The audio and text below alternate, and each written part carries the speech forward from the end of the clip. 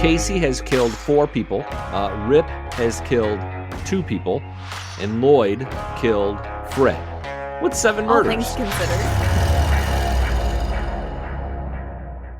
Hey y'all, it's Adison Haager here. You're listening to the Dutton Rules, a Yellowstone podcast. And today I'm here with co-host Billy Dukes. Billy, this was the last episode of season 1 of Yellowstone. What was the major takeaway that we just need to really, if anyone, took away from this episode, what would be the one thing, the big heavy hitter? Well, there was one thing, no doubt about it. And I'm going to tell you, it wasn't Dan Jenkins swinging from the tree. It wasn't Beth's emotional meltdown, although that was important. It's not Rip hitting the strip club in search of good help, which was curious, I feel like. And it wasn't the governor asking John Dutton to resign either. To me, the big takeaway from episode 9 of season 1 is Jamie's decision to speak with the reporter, Sarah. And remember, it's Jamie, Sarah, and Christina in that room as he decides to open up about his family's history. And also remember, Sarah has that girlfriend back home. Interesting. Okay. Well, before we dive into that, I just wanted to, if anyone's listening and they've been listening for a while, you might be wondering, okay, wait, y'all, what happened to the trivia? So trivia is still happening. Don't you worry. But we're going to now put that at the end of our podcast. So you will get an affirmation potentially from Billy Dukes that is still all staying, but we're just moving it towards the end. We're going to get to the heavy hitter of the actual Yellowstone episode on the front end this time around. As always, staff at tasteofcountry.com is where you can email your thoughts on the episodes and all the things. It's a good trivia question this week, too. I'm a little nervous that we're going to give it away somewhere throughout the episode, but it's a risk I'll take. Should we start? So episode 9 was the unraveling part 2. And there's definitely, I have some points I want to get to. They're kind of all over the place. So I don't know if you want to start us off as a general summary of what happened. And then I can add my moments where I went, what? Sure. Okay, just like that. Okay. Episode 9 starts off with back on the mountaintop. Rip had shot at the bear overnight. The bear got eaten by wolves, and we get Donnie Haskell, who's the sheriff. This is really his first introduction. We saw him in the previous episode as well, but John Dutton realizes that the sheriff was hiding the gun casings that would have proved Rip's innocence, and he kind of wants to know why the sheriff's doing that. Interestingly, he doesn't really press the sheriff too hard on this, although it seems to be a really, really big deal. And even the DNR guy doesn't really make too big of a deal of it. Pay attention to that because it leads to some big plot lines in season 2. From there, we go back to the Dutton Ranch where Beth Dutton's assistant Jamie is vomiting off the porch after his night with Dan Jenkins' wife, which was kind of amusing. And John tells Beth, go fire Jamie. He's done being the family attorney. They got to move on to find something else, and she gleefully goes to do that. There's some general kind of bunkhouse shenanigans going on throughout this episode. None of it is too important until the very end when Walker and Beth are pressing each other up against the barn. You have thoughts on that, do you? I have thoughts. I just didn't know. My mouth literally dropped open. I had no clue that had ever happened. So, you know what? Oh, wait. Can I keep going? Yeah, go ahead. Real quick. Okay, so this is technically a little bit of a spoiler for anyone who didn't watch. Was it season 4 with Beth and Walker in the the barn where he's serenading her? Right? Okay, so that scene, I think it was season 4, maybe not. But so that scene where he's consoling her, because she asks him to play something sad. So he's like, okay, I'll do it, plays a sad song. And you see Rip kind of in the door frame, like the other barn or whatever. I don't know if I think he might have come out of the bunkhouse, actually. That is what he came out of. And he sees them and he gets upset. At that scene, now that I know that they had a little moment, to me, that takes on a different meaning than when I first watched it, having not watched season 1. Are we to believe that Beth and Walker just kissed? Or are we led to believe that they kind of went all the way in that relationship? I mean, Yellowstone's not really shy about showing the sex scenes. but they just stops at a kiss there. I think kiss. They don't normally insinuate, like, if it happens, they're going to show it. Like, there's not many times that you're left like, ooh, did they not? You know? Right. I don't know. Yeah, I tend to agree. I can't think of an example. I tend to agree. And I'm amazed that they both sort of stopped, because it seemed like a pretty hot, steamy kiss, and both of them, like, just, I mean, what did they do? Just walk away, went back about their business? I found that kind of odd. Maybe they just had to cut it for time or something like that in the original scenes. Is there any? I got really passionate about that moment, but you were halfway through explaining the rest of episode 9. Well, I mentioned Rip going to the strip club to kind of look for some good help, and he's got a plot to kind of smoke out the Dan Jenkins, Tom Rainwater plan that involves a bartender at the strip club, I think, although she might have done some dancing, whose name is Avery, who you may recognize if you're a longtime Yellowstone fan, or if you just picked up in season 4 or season 5, and I know we're going to talk to her in quite a bit. There is a little bit of John Dutton, Casey, and Monica drama at the end. It seems like Monica kind of realizes she's made a huge, huge mistake and taken her life in a bad direction. Casey, meanwhile, has moved back into the bunkhouse, so he's now back on the Dutton property. John kind of welcomes him back, and he decides to sleep. Well, he picks his bunk and kind of goes from there. He declines an offer to sleep in the house. He's going to sleep in the bunkhouse because he feels that's what a cowboy is.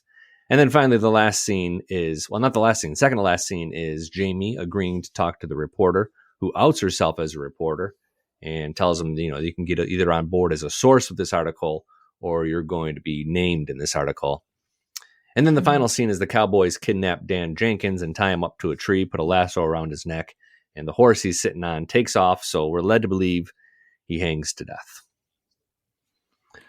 Now you're saying led to believe, does he end up? So I had no clue that had happened. I mean, I knew of Dan Jenkins, obviously watching now season 1, but when we had previously talked during season 4, yada, yada, yada, like you had mentioned him, but obviously I never saw him. So yeah, I did not realize the cowboys were the ones, like, they're the reason he's dead. But you said reason to believe, so. Well, we always kind of get in. No, it's definitely a worry about it. Yeah, we definitely need to worry about it. I mean, I think we toe this line here when we're sort of going back and recapping and reviewing like a series and a season that aired 5 years ago. Like, if you want to know, just search up IMDb and to see if Dan Jenkins is a part of season 2. I think that's the best way to find out there. I won't give it away for everybody who's just joining us and is really fresh into season 1. But it's definitely a worry about it. His role is critical. I think what was important, a worry about it in general with the dynamics of John and Sheriff Haskell, was kind of the opening of the door to see that there's tension there, right? This is kind of like the first time that we say that, like, oh man, there's going to be there's not a like-minded, like forces, I guess maybe. Well, we really learn a lot about them in a short amount of time. We kind of learn that they've been longtime friends who have been allies, maybe even allies in some kind of business that is a little bit left of the law, even though he's the sheriff. Yeah. Maybe they're on the outs a little bit. John certainly doesn't approve of what he did to Rip. And the relationship, I mean, it has its ups and downs from here, I think. I mean, Sheriff Haskell sticks around for several seasons, and they do work together in some really important ways, even in the coming season or 2. But they also have moments where there's some friction, and the sheriff's job as a lawman butts heads with John's seeming willingness to go around the law in any way that benefits him. So it's kind of a curious relationship, but I think at the bottom of it, at the heart of it, I think they are friends. Interesting. I don't think I would have necessarily gotten that from that episode, but well, no, but I mean, think ahead to what we see in how, and from season 4 or season 5 and the sheriff's kind of final scene on the series. Like, that was a sort of a tender scene, and you felt for John Dutton in that case. So that's why I sort of say that. There must have been a friendship history. The past 2 episodes are definitely episodes where I touched on it last episode, the last podcast episode, that I really understand and see how Jamie has this now kind of resentment, like why the relationship come season 4, season 5 is the way and the reason that it is. I mean, the fact that John literally in this episode said the only thing we have in common is our last name. If my parent or even sibling told me that, ooh, I mean, that is a very damaging statement. Yeah. And yeah. Are you satisfied with the amount that we know of their backstory that sort of is sort of supposed to meant to justify where they're at now? I mean, right now they're at this breaking point where the relationship is unrepairable.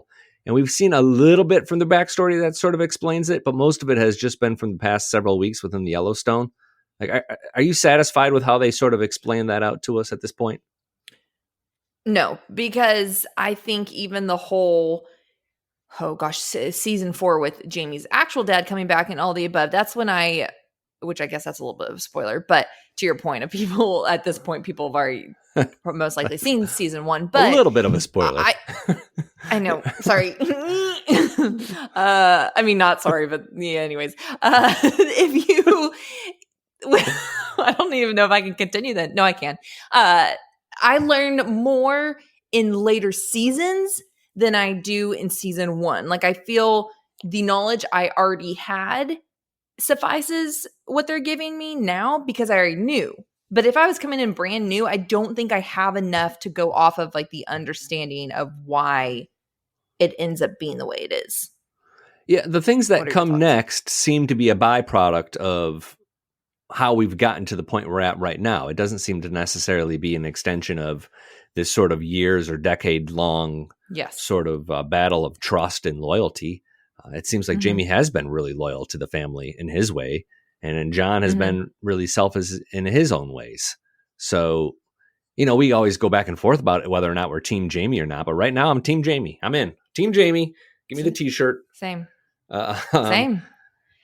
But that's a very strong statement for me to make because I was not Team Jamie in season 4, and then the season 5, the part A, if that's what we're calling it. I have a bit of a hot take. Ooh, okay. Dan Jenkins, with the exception of maybe Casey, Dan Jenkins is the most honest character on the show.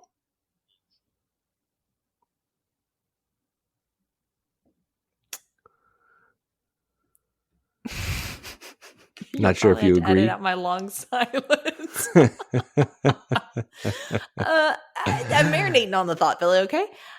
I mean, yeah, I guess in the sense of we know exactly where he's at. I mean, shady and all, wrong and all. I mean, we do know where he's at.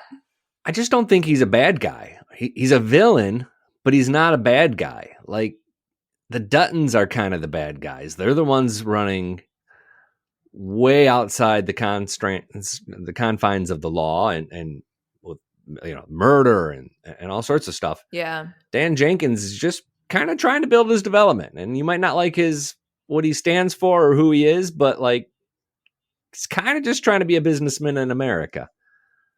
Yeah, he hasn't killed anyone yet that I know of. No. No, he hasn't. There wasn't. And another thing I noticed about Yellowstone is there's surprisingly few deaths in season 1 of Yellowstone. We have this in mind, it's this murderous show where people are dying all the time. I added it up. I did a whole thing where I did a body count of season 1 of Yellowstone. Let me see what I can find here.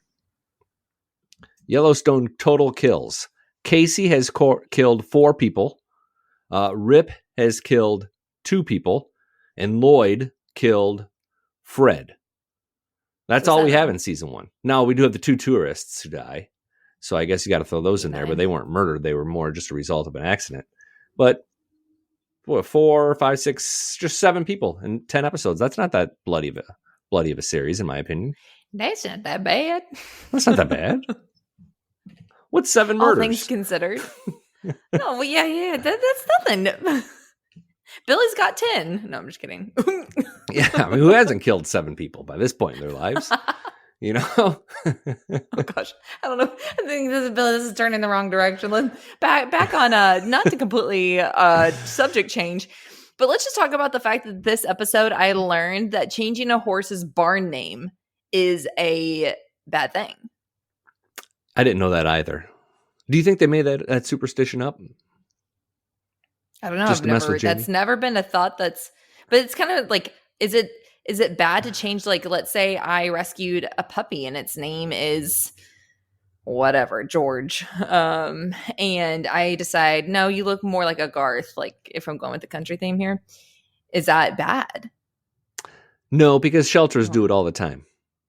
We rescued our dog from an animal, a golden retriever rescue, and they had changed her name from Sophie to Cricket because they can only have one name per dog ever in their system. Yeah. And then we pretty quickly changed it from Cricket to Daisy. Oh. And we have not yet been smote. No bad luck or anything no, I don't like think that? So. Yeah, interesting. Staff at tasteofcountry.com. If you have just, grown up in the horse world or in the horse world now, whether that be ranching or even like equestrian, I would love to know, is it a superstition that it's bad? I guess we're talking about to change the name of your horse. If you received it as a certain name, were you going to add something to that? Nope. I was going to ask if we could talk about Avery now. Well, one thing I want to talk about before we get to Avery, because there was a moment, it's a very small moment. I just want to touch on it because I think it's a big deal. Up until now, Rip has called John. He's called him Mr. Dutton. Right? Or John, no, Mr. Dutton. And this episode, or sir, anything but John. Yeah. In this episode, John corrects him during one of his statements, and he goes, call me John. Like, this, I feel like, is a very big moment. I even sometimes feel like this as growing up in Austin, Texas, it's yes, ma'am, yes, sir. Like, I still, yes, ma'am, Mr. I mean, not yet. I mean, yeah, yes, ma'am, and no, sir, whatever. But it's Mr. and Mrs. whoever, like Mr. Haager, whatever. Like, I still will call my parents' friends. And whenever they like say, hey, it's Cheryl or something like that, like, it's a really big deal. So for me watching this, I was like, this was a really big deal that Mr. John Dutton, Mr. Dutton is letting him call him John. Just to a little footnote. I know you're very happy and proud of Texas, but Texas isn't the only place where they have basic manners. Like, I grew up in Michigan, and I still refer to my parents as Mr. and Mrs. Their friends as Mr. and Mrs. such and such. It's not like Texas is this great state where. Yeah, I mean, were you feeling a little down on Texas that you need to plump the state up a little bit? But to your general point, I agree. It seemed like an emotional moment that sort of underscored what John thinks he's going through with the cancer, and he's experiencing some pain in the blood and the cancer coming back, is what we're led to believe is happening at this point. And it also lets Rip know that things are probably much more serious with John's health than John's letting on. I wondered, and I'm anxious to maybe watch some of the later seasons to see if Rip continues to call him John throughout some of these seasons. Because I don't remember Rip calling him John. I remember him still calling him Sir and Mr. Dutton and things like that. So maybe that didn't stick for Rip. Still has a little bit of anxiousness and no, sir. Yeah. But on that note, you can get to Avery if you'd like to. Well, I was really, we're going to have a little bit of a spoiler here, I think, for Avery. And if, it's not a huge detail, I don't think, from this would be season 4. Yeah, season 4. Mm-hmm. I don't think this is a huge detail, but if you just can't stand it, skip ahead a few minutes. We put the time codes in the description section of the podcast for a reason. But Avery pops up here, and what happens is Rip goes to the strip club because he's specifically looking for her. He's not just looking for any old woman, because he needs someone to sort of spy on Dan Jenkins and Thomas Rainwater to find out what they're planning. That works, and he brings that back to John Dutton. He also agrees to give Avery a job in the ranch. And she comes into the bunkhouse, and she throws her stuff down and takes a bunk, and people recognize her as a stripper at the strip club or an exotic dancer, and she immediately decides to break the awkwardness and takes her clothes off in front of them, and then threatens them if they are ever caught staring at her too long. But then what's interesting to me is Casey walks in. And I thought about that scene from season 4 where we learned that Avery had long had a crush on Casey. And at the time I was watching that on season 4, I'm like, where did this come from? I don't remember Avery having a crush on Casey. Lo and behold, when you watch this in season 1, she has gaga eyes. I mean, she is just drooling over herself in love. Taylor Sheridan planted that seed, held on to it for 3.5 years, and finally let it blossom for a small, tiny episode in season 4. Right? I also thought that. I was like, oh, 2 things. Number 1, I was like, oh, this is where the little love, like you just said, budded for Avery. But then second, she was the first female to be let into the bunkhouse. So I was like, she was the reason why the other girls were let in. And then the draw, like you just couldn't, co-ed just doesn't really work in that sense. If we've learned anything, you can try. Well, it works out for Teeter. Yeah, but she's such a bro in the most amazing way. But like, I guess I'm mainly thinking Laramie. And then who was Jimmy's girlfriend? Grace. Oh my gosh. What was her name? Emily. Nope. No, that's Emily's his wife. Yeah. Okay. Ava? Anyways, whatever. Amy? That's it. No, that's okay. not Well, it let's not waste our time trying to figure out the name. But okay, outside of Avery seems so far like she's a little bit like a Teeter. Which I just realized I didn't even know how Teeter got to the ranch. So I'm actually really excited about that. But she reminds me a little bit more of a Teeter. But like I said, this is an episode where we see like, okay, the dynamic of the bunkhouse is going to change.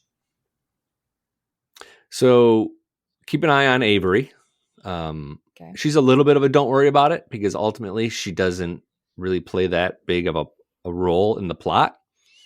But she's also the source of one of the biggest loose ends, I think, in Yellowstone history. And that's coming up in season 2.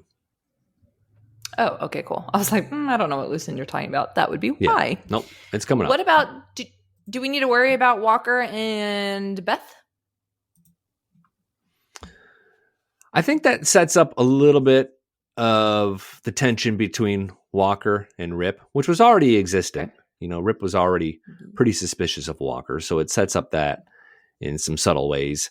But I think maybe also what it does is it sort of further illustrates this sort of emotional breakdown that Beth is kind of quietly going through. And I don't think I realized this the first time I watched this, like to the extent to which she's having this transition throughout season 1. We saw some really sort of painful moments where she's in tears or she's really having this emotional catharsis. I think she even says she stopped drinking at one point during season 1. Like, this is a real deal. Like, she's really having sort of like this midlife crisis right in front of us throughout season 1. And, men may go get a perm and a Corvette. Beth kisses cowboys. That's her deal. A perm. That was an interesting choice. But have you gotten a perm, Billy? No, not me myself, but I think that was maybe a popular thing in like the 80s of men who were like 40 years old. I remember my dad had a friend that got a perm and a Corvette, actually. Okay. and then a divorce. Oh no. Oh no. Yeah. Oh gosh. Well, on that note, Billy, what else from episode 9? I feel like I've expressed my most noteworthy ones. Were there any noteworthy moments for you? Also, I realized that whole sentence I did not breathe.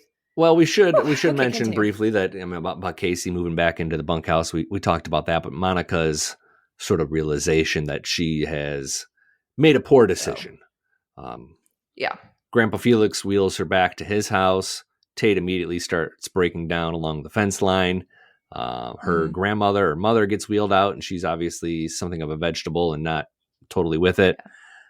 Monica realizes that her life is taken a turn for the worse, and I'm led to believe that she's going to go looking for Casey once again, to some degree. I am too. Coming forward.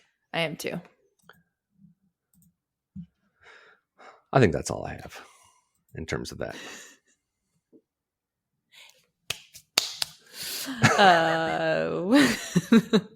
Where was I headed? Oh, what can we expect? And actually, real quick, before I kind of touch on what we can expect because this is the end of season 1. So before we get into will there be a season 2, just want to remind listeners or even viewers, because this is also on YouTube, we do recap videos weekly as well as this podcast over on YouTube. So always recommend subscribing and hitting that notifications bell, because then you will know exactly when they come out, so you're up to date. But also, as always, we greatly, greatly appreciate all the ratings and reviews on Spotify and Apple Podcasts. We definitely look at those and they help. So also share it with a friend. I'm a big share to people who might be interested. We really appreciate y'all, and it definitely does not go unnoticed. And staff at Taste of staff at Taste of Country. Oh my gosh. Hit the reset button. Staff at tasteofcountry.com. If you have any questions or comments or corrections, certainly we'll take those as well if you have them. We're not ashamed to be wrong from time to time. And we did get one thing right, though. We both theorized that season 2 would follow season 1. That was not made official until just this last Friday. Finally, Yellowstone announced that season 2 is going to begin immediately. This Sunday, season 2 will begin and presumably run in a similar fashion like season 1 did on CBS. So we'll start to pick up on that. But I think also we're going to start to look at and talk about Bass Reeves as well. Yes. How much time we spend each episode talking about either of those kind of is TBD. We'll listen to your feedback and see where you're at in deciding that. But that'll definitely be a focus. I'm excited to have new content or new programming from this universe. Same, absolutely. And especially like we've talked about, people who've seen Yellowstone, they might not necessarily want to listen back about season 1, but we have a whole other Taylor Sheridan universe thing to go down. So yeah, pumped about that. So Billy. Well, hold on. Next week, we have kind of a special episode that we're going to do. We're going to try to shoehorn in a little bit of a catch up on where the Yellowstone cast is currently. What they've been kind of up to, the actual actors and what they've been up to during this strike downtime. One member started a coffee company. A couple have starred in some various movies. One person released a country music album and is going to tour, and it's not Kevin Costner. And we'll kind of go from there. So we're going to hunt down the goods on what everybody's been up to during this time. I'm pumped. That will be a really fun. Yeah, you love the stars. You fall in love. You fall in love with the actors and their characters that they play, and so it's fun to see. What is Rip Wheeler, aka Cole Hauser, up to on a monthly basis with his actual family when he's not on the Dutton Ranch. So yeah, I'm super pumped about that one for sure. Yeah. Should we get into trivia? We've saved the best for last. And we didn't spoil the answer. To be honest, but I don't remember what the trivia question was. So, well, no. I'm talking about the trivia question that I'm going to present this week. I didn't spoil the answer. Oh, You'll okay, see. Cool.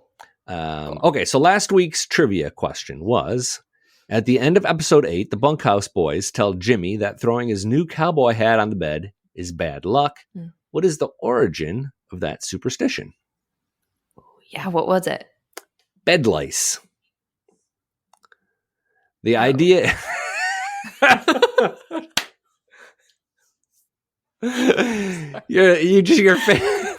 you couldn't have gone you from 60 people, to 0 any quicker. That was such a boo. I was expecting something different. All right, well, don't get me wrong, cool, but well, not bed lice. I guess hair lice is more accurate, but the idea that the lice in your hat might get on your bed. Although now that I think about it, so would just lying your head on the pillow. But that's what the internet told me, so we're going to go with it. Also, if you have lice, there's a whole different issue that we need to be taking care of. Yeah, it's going to get out. I've never had, knock on wood, I've never had lice, but you have to infumigate literally everything. So I'm sorry, that theory has some holes in it. That's bed bugs. You don't have to lice as well. No, you just pick it off that person and anywhere else it gets. Baloney. No. You don't have to call the fumigation service just because of head lice. No. I'm not saying call the fumigation services, but what I'm saying is you have to trash bag all the bedding and all that kind of stuff. No, that's bed bugs. You can do that with bed bugs. Well, staff at tasteofcountry.com if you want to fight with us. All right, if you want to jump in on that. I'm just kidding. All right, this week's. I forgot about that. That's Yeah. the most important part. Congratulations from John. John, living in Indiana. Dutton? No, he didn't give a last name. John knew that, or at least he Googled the same thing as I did. Congratulations, John, on your fast Googling skills or your knowledge of either head lice or cowboy hats or horses. You are the big winner. Today is going to be, you are a pillar of your community, John. Your family, friends, and neighbors will follow you as you lead them through your own personal or bureaucratic battle. John, John, not one of those Jon guys who skips on the H. We don't trust those guys. Congratulations, John. You're a big winner.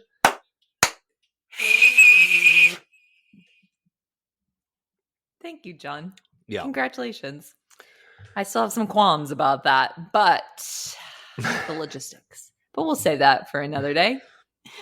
As always, y'all, thank you so much for tuning in and listening.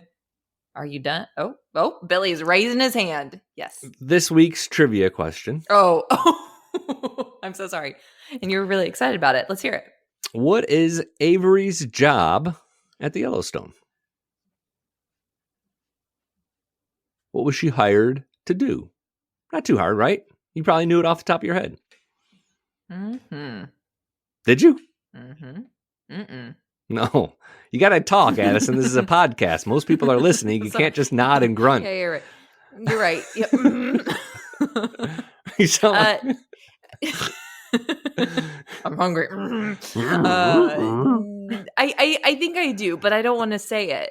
No, so I'm just going. I'll just marinate on it until next week, and then I'll voice if I was correct or not. Drop it in the comment section of this video or staff at tasteofcountry.com if you would like to email it in. The first person correct will be next week's John, and we'll give you a little love, and we'll kind of go from there. This episode of the Dutton Rules Yellowstone podcast is another entertaining Pound Square Media podcast. Thanks for listening. Entertaining? That's the best you got? Invigorating podcast. Yeah, you've used that one before. You got to find something better next week, guys. See y'all next week.